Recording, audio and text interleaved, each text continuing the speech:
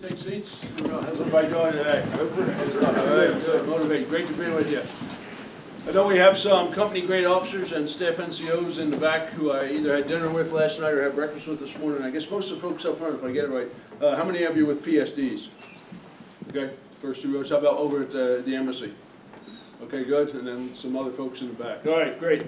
So let me do this for you. How much time do we have? Hour. Is it 1 hour? Oh, that's perfect. All right, good. Because only I use about 3 minutes and make them ask 57 minutes of questions. So, Hey, General Paxton, the Assistant Commandant, honored and delighted to be with you. And the upfront message for all of you is 3 points. Number one is thanks. I want to tell you thanks for who you are and what you do. Thanks for wearing the cloth of our nation in general. Thanks for being Marines in specific, okay? And the second part is thanks for being downrange, in harm's way when our nation and the world needs you most. So thanks for being over here in Afghanistan. Okay, you don't hear that often enough. We don't say that to you often enough, and that's critically important. So you ought to feel proud about being a member of the Armed Forces, proud about being a United States Marine, and proud about being downrange doing what we need you to do. Okay, regardless of MOS or billet. So thanks for doing that. Okay. All right. Second one for you is you have the most important job in the United States military today. There's a lot of other discussions going on around the world about how we're going to rebalance to the Pacific, how we're going to establish the new norm in the Marine Corps, what we may do with special purpose MAGTFs, things like that. But I want you to remember what General Conway and Sergeant Major Kent used to say and what General Amos and Sergeant Major Barrett continue to say today.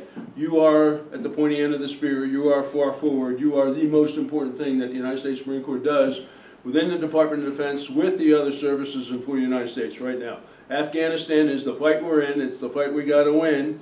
We got to work with the ISAF and July and our partners here to make this a stable place, a vibrant place, and a place where terrorism won't have sanctuaries, and that we have a reliable partner in the government of the July and the Afghan government. Okay, so this is point number one, or point number two, but fight number one. Okay.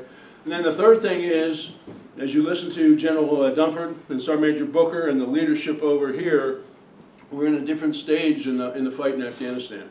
And shortly we will be moving into the Resolute Support Mission. So we're going to go from early days and fighting our way into Afghanistan with Task Force 58, and then to all the operations in Anaconda on the east, and then to the growth of the RCs, and then the kinetic fight, and then the ISR and the COIN, and we keep maturing and moving the fight. Well, we were into security force assistance and advising the train missions.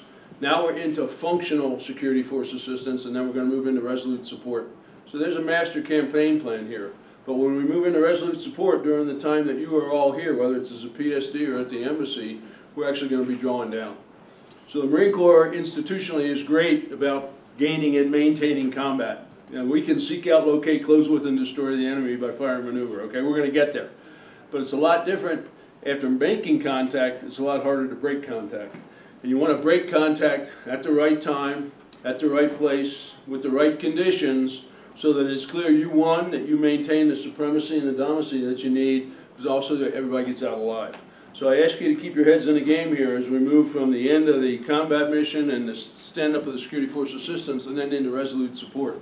And make sure that you're taking care of each other, that you got a good buddy team, that you're focusing on the mission at hand, that you take care of who's in the convoy, and you never take for granted those things that you know you need to do. So our Major was just talking to everybody earlier this morning about making sure the counter-IED systems are working, make sure the radios are working, make sure the Blue Force trackers are working, make sure you op-check the weapons, and that you're doing all those tactical things at the squad, the team, the platoon level that you know need to be done. Because the success of every other thing we do here hinges on what the first 3 rows here, what Marine corporals and sergeants do, okay?